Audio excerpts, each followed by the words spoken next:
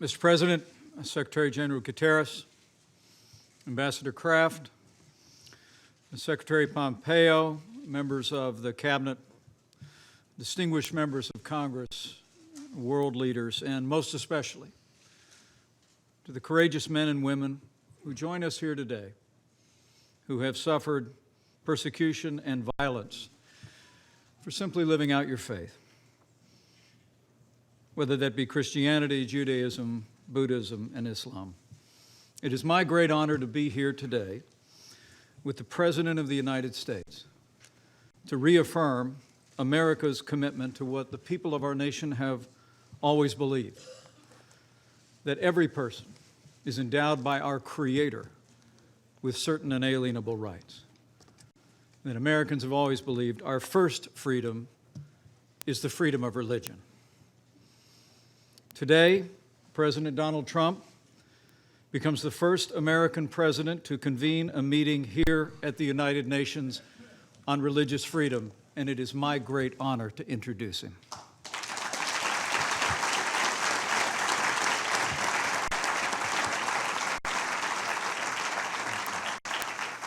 There's no better time for a meeting like this on the world stage.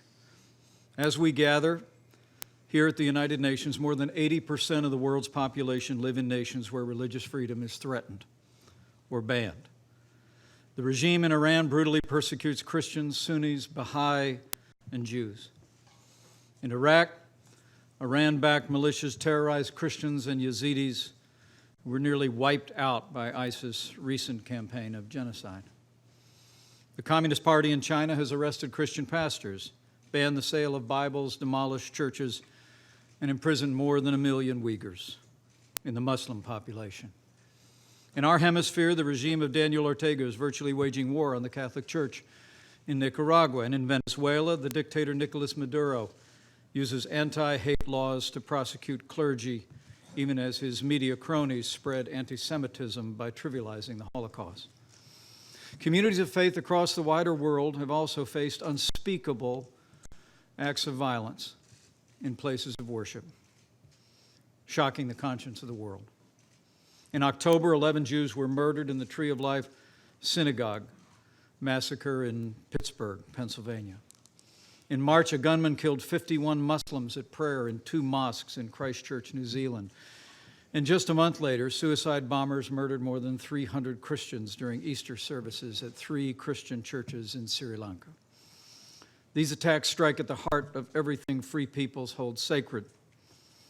And the threats of religious freedom and the attacks on people of faith underscore why President Trump has taken such decisive action since the very first days of our administration to build and promote our nation's proud tradition of advancing religious freedom, and that continues today.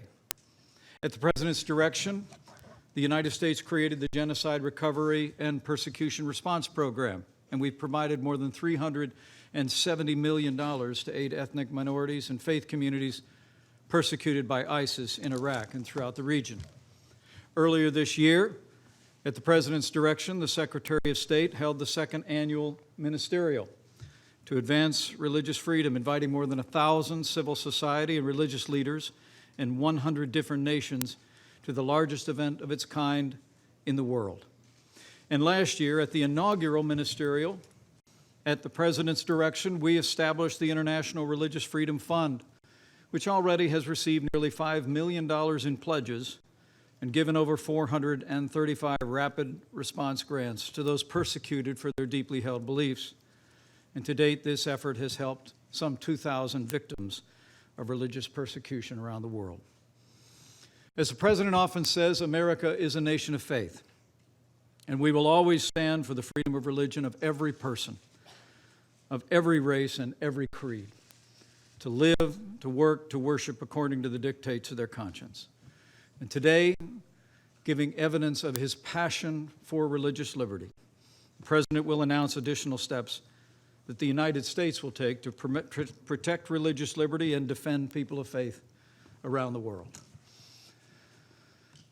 This is a very special day, and I always say it is a high honor to introduce this president, but to be here at this historic gathering with leaders around the world standing for our first freedom of religious liberty is among the greatest honors I've ever had.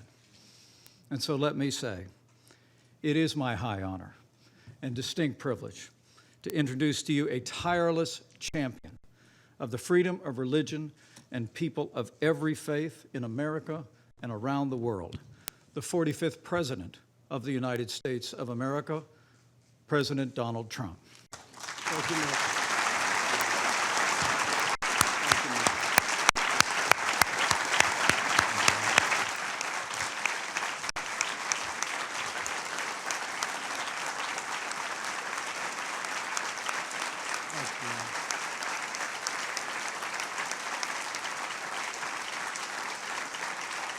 That's very nice. Thank you very much.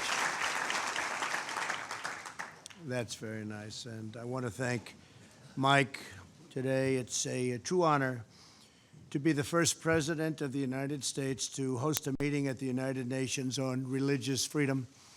And an honor it is. It's long overdue.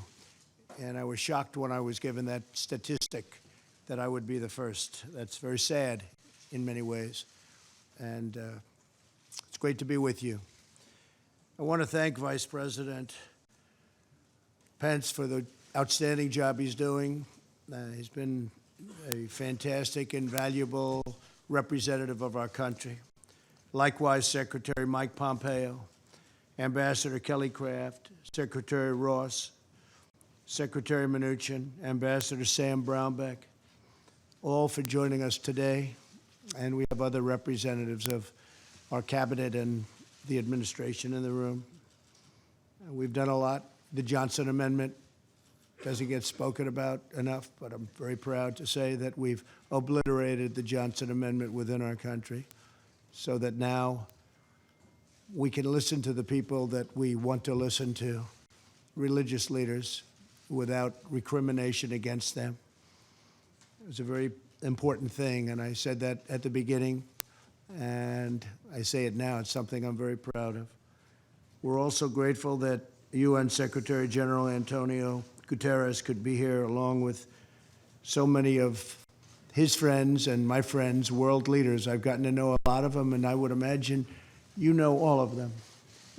I would imagine. If you don't, you're not doing your job. And also, I want to thank my daughter Ivanka for being here. She worked so hard on all of the things that are very important to the people in this room. So thank you, Ivanka, for being here.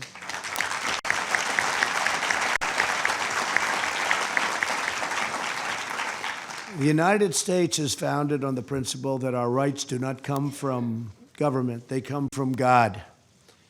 This immortal truth is proclaimed in our Declaration of Independence and enshrined in the First Amendment to our Constitution's Bill of Rights. Our founders understood that no right is more fundamental to a peaceful, prosperous, and virtuous society than the right to follow one's religious convictions.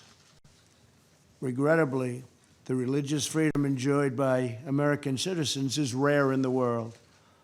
Approximately 80% of the world's population live in countries where religious liberty is threatened, restricted, or even banned. And when I heard that number, I said, please go back and check it because it can't possibly be correct. And sadly, it was 80%.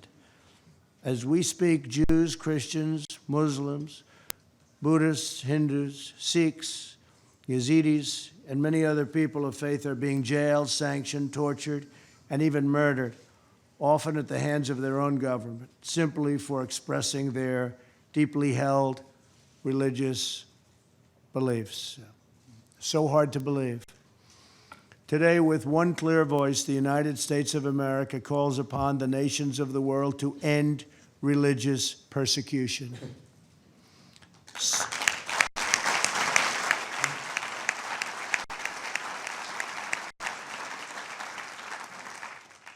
To stop the crimes against people of faith, release prisoners of conscience, repeal laws restricting freedom of religion and belief, protect the vulnerable, the defenseless, and the oppressed. America stands with believers in every country who who ask only for the freedom to live according to the faith that is within their own hearts.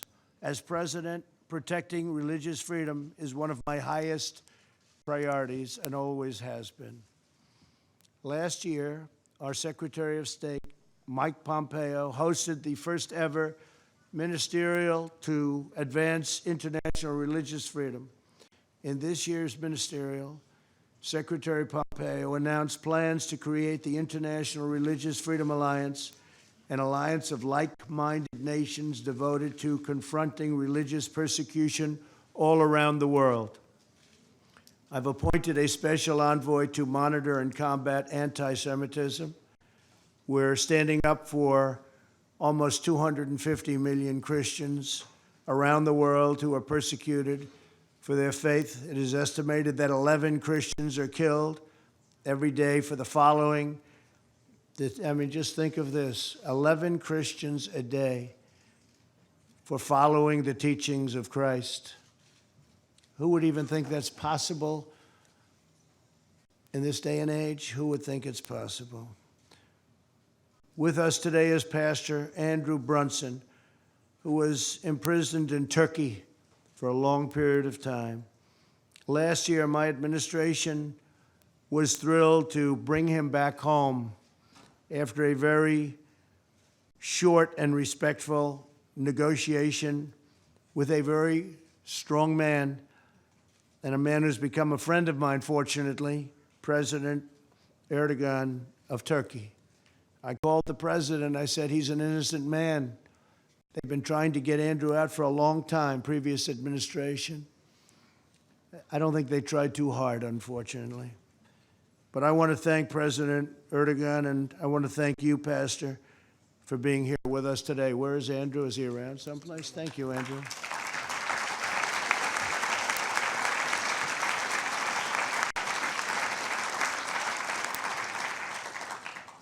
We did a good job with that negotiation, Andrew. You got back. Wasn't easy, it wasn't pretty, but you got back, and we're proud of you. You have a great family. And the love, when Andrew came back, the love from so many people, it was actually, I hadn't seen anything quite like it. So congratulations, and I understand you're doing fantastic work with your family. Thank you very much. Thank you, Andrew.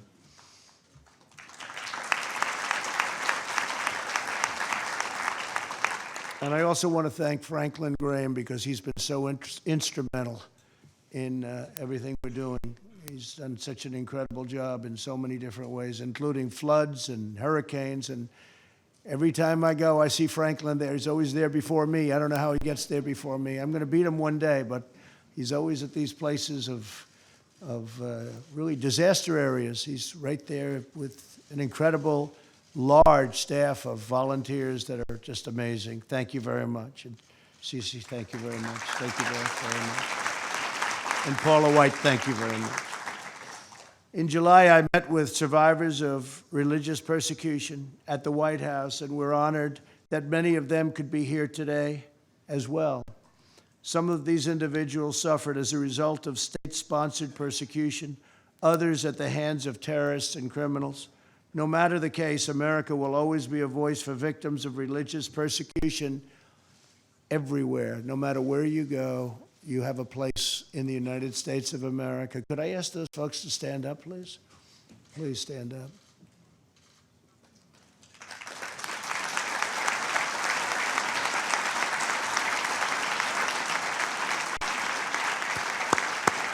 Thank you.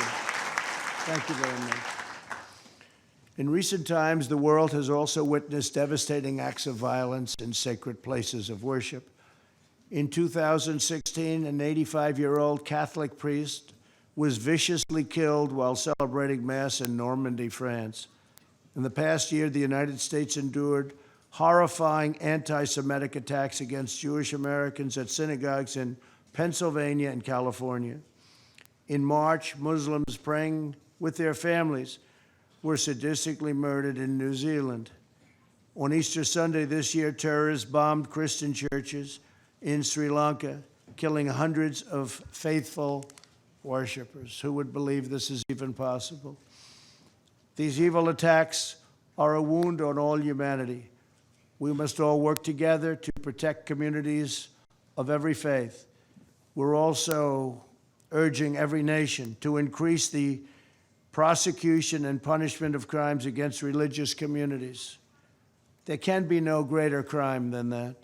This includes measures to prevent the intentional destruction of religious sites and relics. Today, the Trump administration will dedicate an additional $25 million to protect religious freedom and religious sites and relics. We're also pleased to be joined today by many of the partners from the business community as we announce a very critical initiative. The United States is forming a coalition of U.S. businesses for the protection of religious freedom. This is the first time this has been done. This initiative will encourage the private sector to protect people of all faiths in the workplace. And the private sector has brilliant leadership. That's why some of the people in this room are among the most successful men and women on earth. They know how things get done, and they know how to take care of things, and they're with us now for the first time to this extent, first time ever, and we're really honored to have you in the room. Great business leaders, great people of strength. Too often, people in positions of power preach diversity while silencing, shunning, or censoring the faithful. True tolerance means respecting the right of all people to express their deeply held religious beliefs. Before I conclude, I want to once again thank all of the survivors in the room for their courage and resilience. You're an inspiration to the world. You remind us that no force on earth is stronger than the faith of religious believers. The United States of America will forever remain at your side and the side of all of those who seek religious freedom. Today, I ask all nations to join us in this urgent moral duty. We ask the governments of the world to honor the eternal right of every person to follow their conscience, live by their faith, and give glory to God. The United States has a vital role in this critical mission.